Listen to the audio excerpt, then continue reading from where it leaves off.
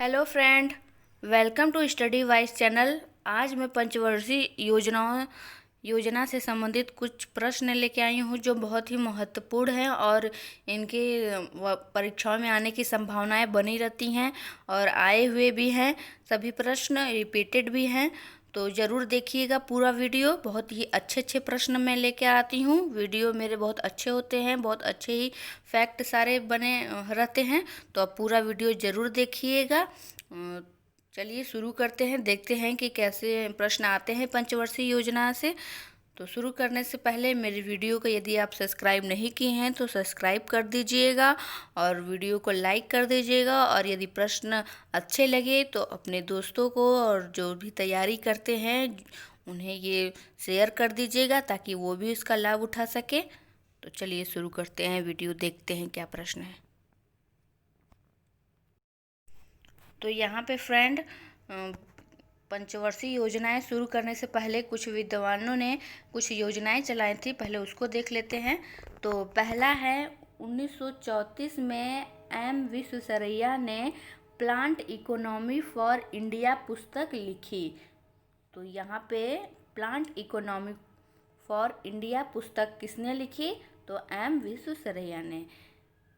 Next है 1938 में कांग्रेस ने जवाहरलाल नेहरू की अध्यक्षता में राष्ट्रीय योजना समिति का गठन किया। नेक्स्ट है 1943-44 में मुंबई के 8 उद्योगपतियों ने मिलकर बॉम्बे प्लान जारी किया, जिसके अंतर्गत 15 वर्षों में देश की आय दोगुना करना था। नेक्स्ट है 1944 में श्रीमन नारायण ने गांधीवादी योजना चलाई। एम एन राय ने 1945 में रूस से प्रेरित होकर जन योजना शुरू की। तो यहाँ पे बहुत ही महत्वपूर्ण प्रश्न सारे हैं। मैं सब फैक्ट लेके आती हूँ जो बहुत ही महत्वपूर्ण होते हैं, वही सब लेके आती हूँ। तो ज़रूर ये सब याद करिएगा, वीडियो को देखिएगा 3-4 बार, आपको याद हो जाएंगे सारे वीडियो। और वीडियो अंत तक देखिएगा ज़रूर से, सारे प्रश्न अच्छे हैं तो आपको वैसे भी कुछ चीज़ें देखने से भी याद हो जाएंगी, 2-4 चीज़ें तो ऐसे ही याद हो जाएंगी। तो देखते हैं नेक्स्ट है 1950 में जयप्रकाश नारायण ने सर्वोदय योजना तैयार की। तो आइए यहाँ ये देख लेते हैं योजना आयोग। तो योजना आयोग तो 1946 में गठित के.सी. नियोगी समिति की सिफारिश के आधार पर 15 मार्च 1950 को योजना आयोग का गठन किया गया। तो योजना आयोग का गठन के.सी. नियोगी समिति की सिफारिश पर की गई थी और 1950 में की गई थी। ये दो चीज़ें बहुत ही महत्वपूर्ण है, तो याद रखिएगा। नेक्स्ट है मंत्रिमंडल के प्रस्ताव द्वारा योजना आयोग का गठन होने के कारण यह संविधान नेत्र संस्थाएं हैं। तो योजना आयोग एक संविधान नेत्र संस्था है, इसका संविधान में कोई वर्णन नहीं है।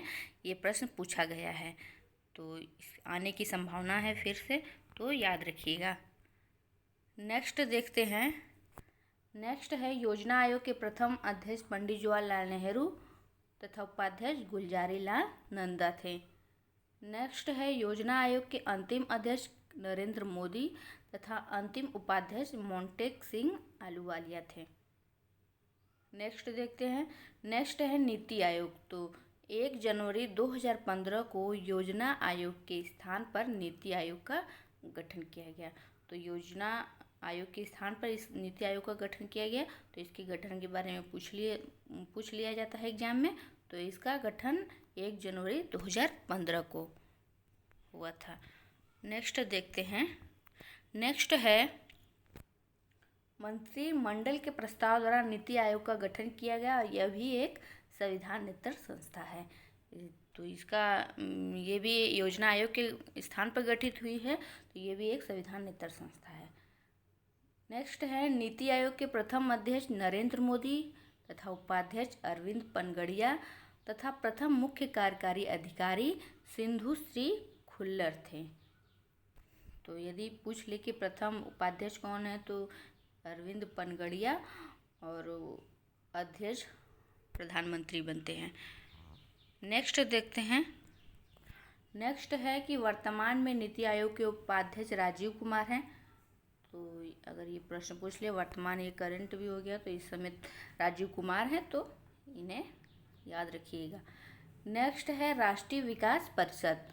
तो नियोगी समिति की सिफारिश पर 6 अगस्त 1952 को राष्ट्रीय विकास परिषद की स्थापना की गई और इसे संथानम ने सुपर कैबिनेट की संज्ञा दी थी।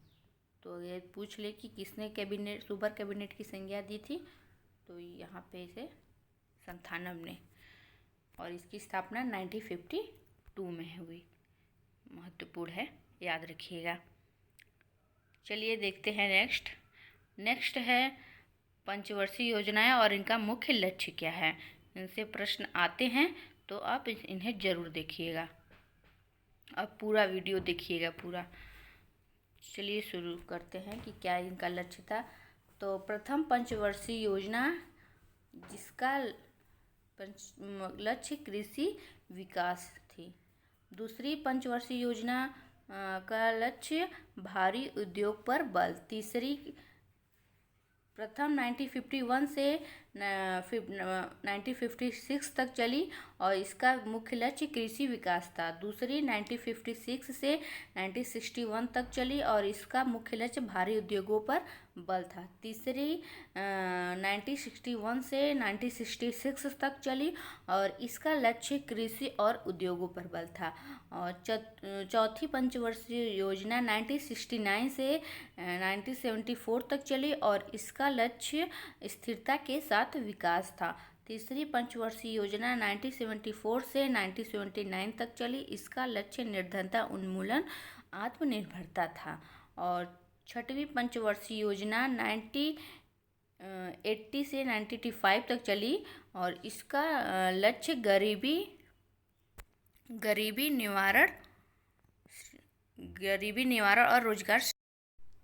सातवीं पंचवर्षीय योजना 1985 से 90 तक चली और इसका लक्ष्य कृषि विकास प्रेरित रणनीति था। और आठवीं पंचवर्षीय योजना 1992 से 97 तक चली और इसका लक्ष्य मानव संसाधन विकास था। नौवीं पंचवर्षीय योजना 1997 से 2000 तक चली और इसका लक्ष्य सामाजिक न्याय और समानता के साथ सबका विकास था। नेक्स्ट है 10वीं पंचवर्षीय योजना। तो 10वीं 2002 से 7 तक चली, 2007 तक, और इसका मुख्य लक्ष्य गरीबी और बेरोजगारी समाप्त करना था। 11वीं पंचवर्षीय योजना जो कि 2007 से 12 तक चली और इसका मुख्य लक्ष्य तीव्र अधिक समावेशी विकास था। 12वीं पंचवर्षीय योजना जो 2012 से 17 तक चली और इसका मुख्य लक्ष्य तीव्र समपोषणी और अधिक समावेशी विकास था। तो ये दोनों में कन्फ्यूजन हो जाता है लोगों को। तो यहाँ पे 11वीं में तीव्र अधिक समावेशी विकास और चौथी में तीव्र समपोषणी और अधिक समावेशी विकास था। तो वीडियो को पूरा देखिए और 2-3 बार देखिए, आपको ऐसे कन्फ्यूजन नहीं होंगे, ये सब कन्फ्यूजन दूर हो जाएंगे। तो चलिए नेक्स्ट क्वेश्चन क्या है वो देखते हैं। नेक्स्ट है पंचवर्षीय योजनाएं और उन पे आधारित मॉडल क्या है। तो प्रथम पंचवर्षीय योजना जो कि हेरल्ड डॉबर मॉडल पे बनी थी। दूसरी महालनोबिस मॉडल पे बनी थी। तीसरी पंचवर्षीय योजना सैंडी सुखमय चक्रवर्ती व महालनोबिस मॉडल पे बनी थी। चतुर्थ पंचवर्षीय योजना अशोक रुद्र माने मॉडल पे बनी थी। पांचवी डीपी धर मॉडल पे बनी थी। छठवीं पंचवर्षीय योजना, तो छठवीं पंचवर्षीय योजना आगत निर्गत मॉडल पे बनी थी। सातवीं पंचवर्षीय योजना वस्तु मजदूरी मॉडल पे बनी थी। आठवीं जॉन डब्ल्यू मिलर मॉडल पे बनी थी। नवीं आगत निर्गत मॉडल पे बनी थी।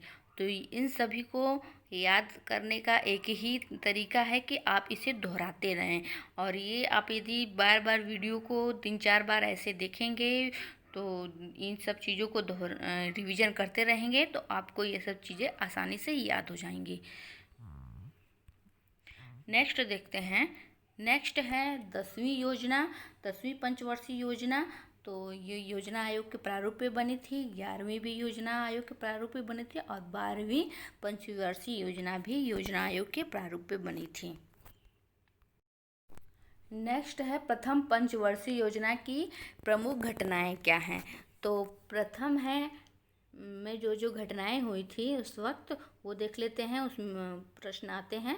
तो 1952 में सामुदायिक विकास कार्यक्रम शुरू हुआ।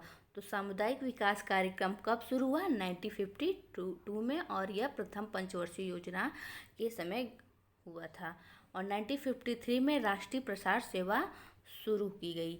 भांगड़ा नागल परियोजना तथा हीराकुंड परियोजना प्रथम पंचवर्षीय योजना के समय ही शुरू की गई थी। तो यदि पूछ ले कि प्रथम पंचवर्षीय या फिर कि भांगड़ा नागल परियोजना, हीराकुंड परियोजना किस पंचवर्षीय योजना के अंतर्गत शुरू की गई, तो प्रथम पंचवर्षीय योजना के अंतर्गत, या फिर प्रथम पंचवर्षीय योजना जब चल रही थी उसमें। नेक्स्ट देख लेते हैं। नेक्स्ट है दूसरी पंचवर्षीय योजना की प्रमुख घटनाएं क्या हैं। तो दूसरे में राउरकेला दुर्ग भिलाई इस्पात संयंत्र स्थापित किया गया था। तो जैसा कि आप जानते हैं कि मैंने बताया भी अभी पहले बताया था कि दूसरी पंचवर्षीय योजना में भारी उद्योगों पर बल देना था। तो ये तीन जो था उद्योग, भारी उद्योग, राउरकेला दुर्ग भिलाई इस्पात संयंत्र की स्थापना की गई। तो ऐसे प्रश्न आते हैं, आप पूछे गए भी हैं कि राउरकेला दुर्ग भिलाई किस पंचवर्षीय योजना के अंतर्गत शुरू की गई, तो दूसरी पंचवर्षीय योजना के अंतर्गत। नेक्स्ट है इंट्रिकल कोच फैक्ट्री तथा चित्तरंजन लोकोमोटिव की स्थापना की गई। तो देखिए यहाँ पे ऐसे ही क्वेश्चन, दूसरी पंचवर्षीय योजना उद्योगों पर बल देना था। तो ये सब चीज़ें जब ऐसे क्वेश्चन आए तो ज़्यादातर दूसरी पंचवर्षीय योजना के अंतर्गत ही शुरू की थी। नेक्स्ट है राष्ट्रीय आय में 5 वर्षों में 25% की वृद्धि करना इसका उद्देश्य था। नेक्स्ट देखते हैं। नेक्स्ट है तीसरी पंचवर्षीय योजना की प्रमुख घटनाएं क्या थी। तो भारत चीन युद्ध, भारत पाक युद्ध तथा भीषण सूखा के कारण यह योजना असफल रही। नेक्स्ट है रुपए का 96 में अवमूल्यन किया गया और बोकारो स्टील प्लांट की स्थापना की गई तीसरी पंचवर्षीय योजना में। नेक्स्ट देखते हैं। नेक्स्ट है 1964 में यूटीआई स्थापित हुई। 1964 में ही आईडीबीआई स्थापित हुआ तथा 1965 में एफसीआई की स्थापना की गई। तो नेक्स्ट देखते हैं कि चतुर्थ पंचवर्षीय योजना की प्रमुख घटनाएं क्या हैं। तो चौथी पंचवर्षीय योजना में 1969 में 14 वाणिज्यिक बैंकों का राष्ट्रीयकरण हुआ था। तो यहाँ पे बहुत ही इम्पोर्टेंट है कि 14 वाणिज्यिक बैंकों का राष्ट्रीयकरण कब हुआ, तो 1969 में, और वह चतुर्थ या चौथी पंचवर्षीय योजना में जब चल रही थी तभी हुआ था।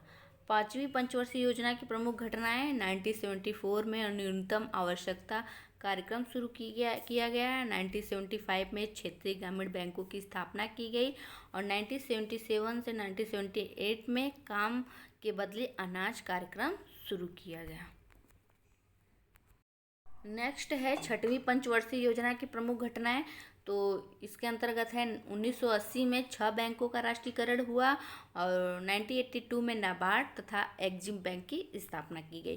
तो नाबार्ड से क्वेश्चन आते हैं कि नाबार्ड कब स्थापित हुआ था, तो 1982 में, और एक्जिम बैंक भी उसी समय स्थापित किया गया था 1982 में। सातवीं पंचवर्षीय योजना की प्रमुख घटनाएं देख लेते हैं। तो इसके अंतर्गत 1986 में स्पीड पोस्ट शुरू हुआ था और 1988 में सेबी की स्थापना की गई थी। नेक्स्ट है आठवीं पंचवर्षीय योजना की प्रमुख घटनाएं। तो जनवरी 1995 में भारत WTO का सदस्य बना था। नेक्स्ट देखते हैं। नेक्स्ट है 1993 में प्रधानमंत्री रोजगार योजना तथा राष्ट्रीय महिला कोष की स्थापना हुई। तो राष्ट्रीय महिला कोष की स्थापना महत्वपूर्ण है, वो 1993 में शुरू की गई थी। यहाँ पे कुछ और भी महत्वपूर्ण तथ्य वो भी जान लेते हैं कि पांचवी पंचवर्षीय योजना केवल 4 वर्ष चली और वह 1974 से 78 तक चली। तो ऐसे प्रश्न आते हैं कि कौन सी पंचवर्षीय योजना 4 वर्ष चली, तो वो पाँचवीं थी। 1966 से 1969, 1979 से 1980, 1990 से 92 तक योजनाओं का अंतराल रहा। बीच बीच में योजनाएं लगातार नहीं चली। नेक्स्ट है, राष्ट्रीय विकास परिषद का मुख्य कार्य पंचवर्षीय योजनाओं का अनुमोदन करना था। और नेक्स्ट है, आर्थिक नियोजन समवर्ती सूची का विषय है। तो ये मेरे कुछ प्रश्न पंचवर्षीय योजनाओं से महत्वपूर्ण प्रश्न थे जो कि परीक्षाओं में आए हुए हैं, रिपीटेड हैं और आने की संभावनाएं हैं। तो इन्हें आप ज़रूर पूरा वीडियो जब भी देखिए तो पूरा देखिए, और ताकि जब भी आप देखें तो इसमें से आपको 2-4 क्वेश्चन ऐसे लगातार याद होते जाएं, और रिपीट करने से चीज़ें और भी आसानी से याद भी हो जाती है। तो ऐसे ही वीडियो को देखते रहिए, और यदि आप मेरे चैनल को सब्सक्राइब नहीं किए हैं तो सब्सक्राइब ज़रूर करिएगा, क्योंकि मैं ऐसी अच्छी वीडियो अपलोड करती रहती हूँ, और जब भी ऐसी वीडियो अपलोड करूँ तो आपके पास नोटिफिकेशन पहुँच जाए और आप उसका लाभ उठा सकें समय पर। और यदि वीडियो अच्छी लगे तो लाइक और शेयर ज़रूर करिएगा, ताकि और भी लोग इसका फ़ायदा उठा सकें। और यदि किसी और भी तरह के वीडियो मेरे देखना चाहते हैं करेंट से ट्रिक से संबंधित, तो मेरे वीडियो पे पड़े हुए हैं। आप आके स्टडी वाइज चैनल है जो मेरे चैनल का नाम, उस पर आप आके देख सकते हैं। तो वीडियो देखने के लिए धन्यवाद।